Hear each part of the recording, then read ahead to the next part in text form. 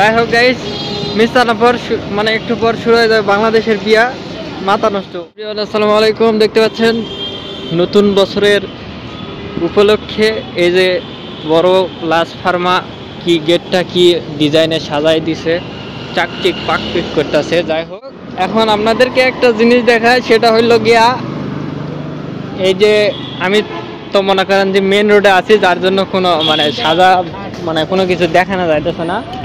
তো মানে অলিগলির ভিতরে, ঢাকা শহরের ভিতরে আর কি সব কিছু সাজাইছে আলো দিয়ে, লাইট দিয়ে। কারণ ওদের সাজানোর একটা কারণ হলো ওদের মায়ের বিয়া। হ্যাঁ, ওদের মা, নানি, খালা যা আছে সবার বিয়া হবে আজকে, এই জন্য কঠিন সাজাইছে। ওই যে মিশনে খেয়াল করলে দেওয়া পাবেন সকল মানে বাসাগুলো আর কি।